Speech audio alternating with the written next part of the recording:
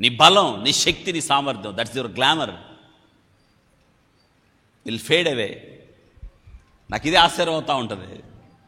దావీదు గడగడ గడగడ వణికిపోతున్నాడు.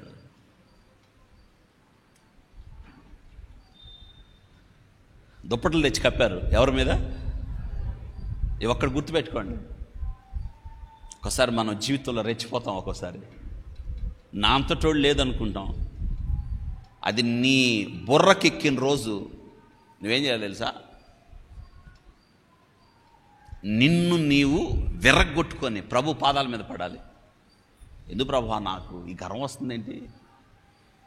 ఎందుకు వస్తుందో నాకు ఈ అతిశయం? ఎందుకు వస్తుందో నాకు ఈ స్వార్థం? ఎందుకు వస్తుందో నాకు ఈ ఆవేశం? ఏం చేశానని? లుక్ ఎట్ కింగ్ డేవిడ్, వణిగిపోతున్నాడు. దుప్పట్లు తీసుకొచ్చి ఎవరి మీద కప్పారు? ఆగలేదు చలి.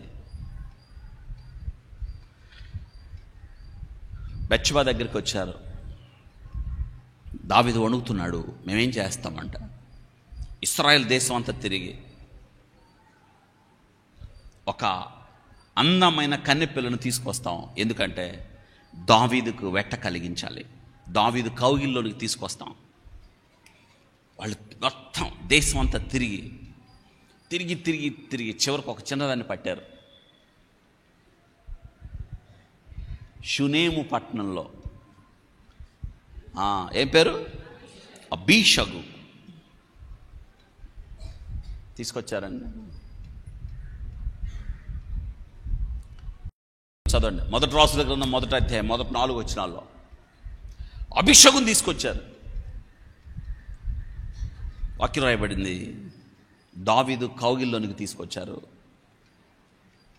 కన్య అని రాయబడ్డది. దావీదుకి వెట్ట కలుగజేశాను. ఏంటి దీని అర్థం? వృద్ధాప్యంలో చల్లబడిపోతున్న దావీదు, బలం కోల్పోతున్న దావీదు శారీరకంగా మరొక వ్యక్తి సహవాసంలోకి వచ్చి తన యవ్వన బలంతో దావీదు దేహాన్ని, చల్లబడిపోతున్న ఆ దేహాన్ని వెట్ట కలుగజేశాను. That is fellowship, the value of companionship. దాని అర్థం ఏంటంటే, జీవితంలో బలం కోల్పోయిన వారు ఎవరైనా ఉంటే, శక్తి కోల్పోయిన వారు ఎవరైనా ఉంటే, ఆ దినాల్లో కష్టకాలాల్లో చల్లబడిపోతున్న స్థితిలో దేవుని పిల్లలు వారిని దగ్గరికి తీసుకొని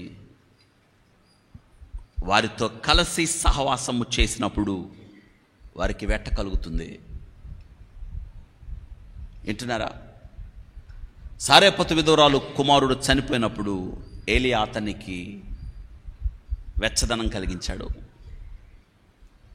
గనురాలు షూనేమీరాలు కుమారుడు చనిపోయినప్పుడు ఎలీషా అతని మీద భార దాచుకొని ఏం కలిగించాడు? వెట్ట కలిగించాను. అతని దేహం వేడయింది.